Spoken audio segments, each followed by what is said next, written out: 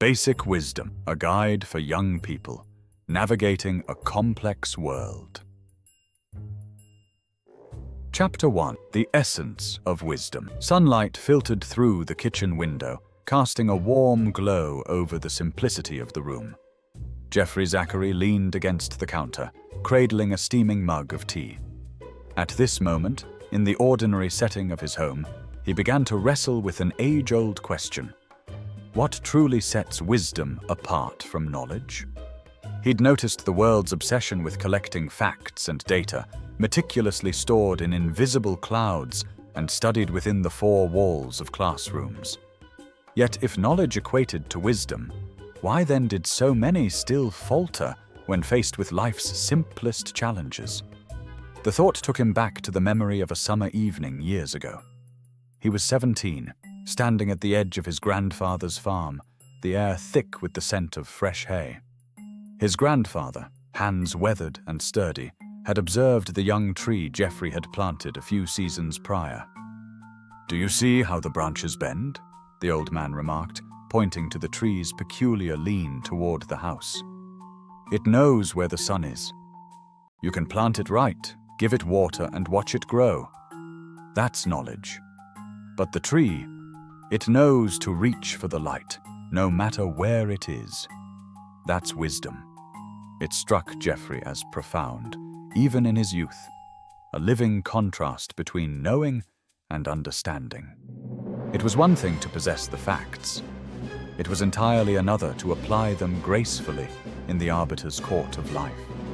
His grandfather had seen through the illusions of smart-seeming chatter, the difference 1,000 suns couldn't illuminate. Years later, Geoffrey now saw that wisdom quietly endured in those who nurtured it without fanfare. It was in the serenity of his friend's mother, Mrs. Collins, who balanced 3 jobs but never failed to bring warmth and food to the table. It was in the eyes of Mr. Kenner, the mailman who delivered letters without fail through rain, shine, and hardship alike, wearing a smile that seemed to understand human stories lie just beneath envelopes' folds. With these examples unfurling in his mind like a well-read novel, Geoffrey gazed out at the blooming garden. Every petal trembled with silent knowledge of the sun and rain. Just like the tree, every living thing seemed to whisper the secret he now understood. It is not what you know, but how you use that knowing in the drift and swell of the season's call. Setting his mug gently on the counter, Geoffrey felt his occupant heart stir with hope. Perhaps if more paid heed to where wisdom resided, the world might weave stories richer than those merely written with ink of knowledge. Wisdom kept life's tapestry tethered through gales of change. Knowledge might be the threads, but wisdom was the loom and weaver. In the quiet pause following this revelation, he knew this understanding demanded to be given voice. To see young people aspire towards deeper insight, a realm untouched by mere academic prowess, yet vital in the art of living. But how, he wondered, could he spark this pursuit? How could he inspire a generation saturated with information, yet parched for meaning, to seek wisdom? He reached for his notebook and began a gentle musing, his words a roadmap for the curious heart. "Imagine for a moment," he began, as if speaking directly to the reader. "You're faced with a pivotal choice: to pursue what you want most now, or wait for what could be greater. One is knowledge, knowing you want it. The other is wisdom, knowing whether it's worth having at all." His pen paused, hovering over the paper, as if acknowledging the weight of the question. A question laying bare the roots of every decision, waiting for the reader to grasp it, turn it over in their mind, and perhaps, one day, understand its worth. He offered the evening memory as a simple gift, his grandfather's truth, as a means to see beyond the edges of present perception, to peer into the spaces where understanding dwelt. And with this offering, he envisioned the seeds of curiosity stirring in the minds beyond the page. To close, Geoffrey crafted an invitation, gentle and persistent like the pull of the moon. Consider the choices where wisdom might alter your steps.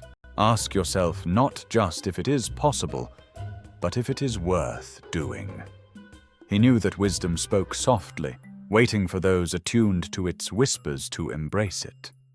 Placing the pen down, his mind still danced with questions of life, purpose, and love.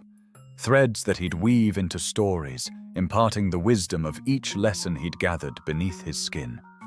His heart knew the journey was only beginning. In this silent resolve, Chapter 1 sifted quietly to an end as the longing echoed through the room. A new day, another story, hearts waiting to seek.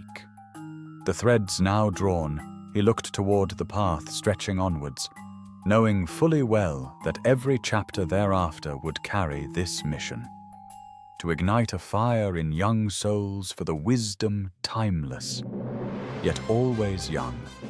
For indeed, in the delicate dawning weave of life's meaning, wisdom would tell its tale, knowing those with open hearts would come to listen.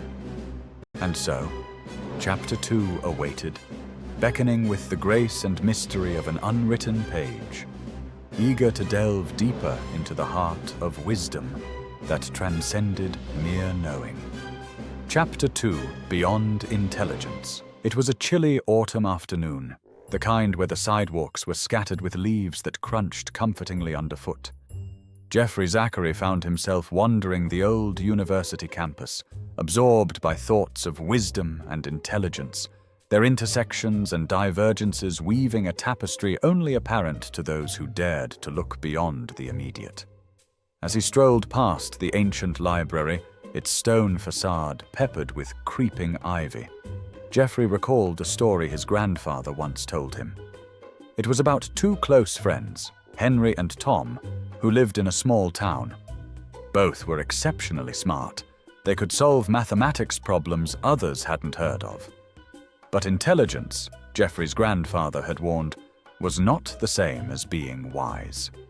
One summer, Henry, armed with his razor-sharp intellect, schemed to invest their savings in a seemingly fail-proof stock. It was a calculated risk, a move that promised quick returns. Tom, on the other hand, urged caution.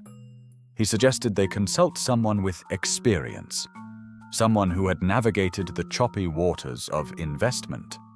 His wisdom stemmed from understanding that knowledge alone lacked the foresight experience often lent.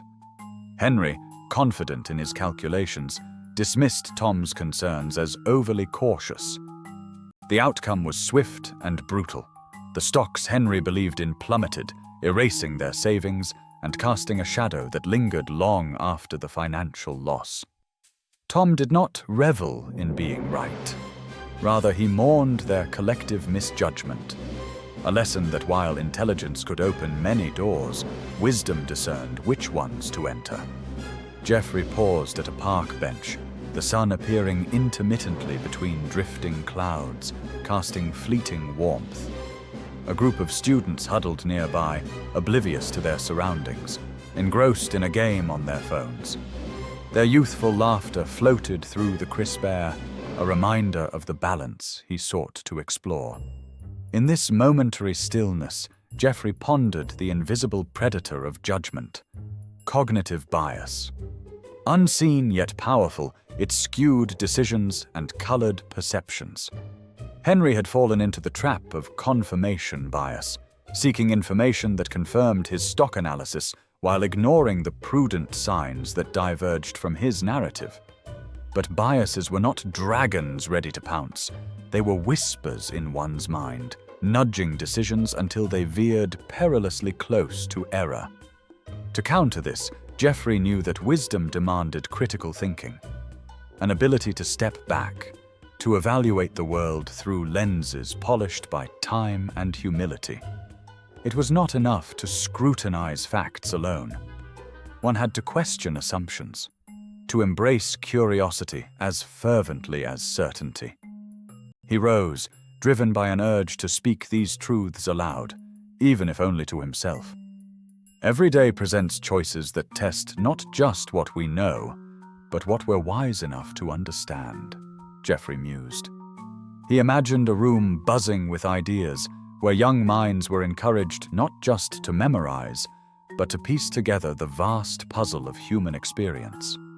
His thoughts drifted to the modern world, a realm bursting with information, yet paradoxically lacking in understanding. Technology offered a loud, glittering promise of answers at one's fingertips, yet the true challenge lay in sifting through noise to find enduring truth. Geoffrey envisioned a young person, intent on mastering everything about the latest tech innovation, yet missing the vital lesson of how it connected humans rather than alienated them. With each step, his reflections solidified into the conviction that wisdom hugged closely to questions rather than answers. A wise decision was not about being right, but about considering the spectrum of consequences, interactions, and, most importantly, the people involved. Geoffrey knew this was not an easy path. To engage with the world critically required courage and humility. It required asking uncomfortable questions and sometimes standing apart from the noisy certainty of the crowd. Yet it was this very restraint and reflection that kept one not only prepared to tackle life's challenges, but enriched by the diversity of thought and experience. The sun slipped lower in the sky, painting the clouds in hues of purple and gold. Geoffrey sat back down, pulling out a small notebook. In it, he sketched thoughts sparked by the afternoon's journey, fragments destined to evolve into the pages of basic wisdom. He envisioned a chapter filled with exercises, each one a beacon, guiding readers through the labyrinth of thoughts that defined their own narratives. In the quiet of the evening, he left a final note to himself before packing away the notebook. Intelligence may build the ship, but wisdom steers it through the storms. There was power in that simplicity. The promise that every young person who opened their mind not merely to learn, but to understand could shape a future where wisdom stood beside them as a steadfast companion. As Geoffrey began his walk back home, the forest-shaded path beneath the evening sky resonated with his thoughts. The notion of turning pages, deliberate and thoughtful, brought a warmth to the autumn air, an assurance that Chapter 3 awaited with new truths to explore. The journey was ongoing, but the tapestry of wisdom and understanding he aspired to weave felt one step closer to completion.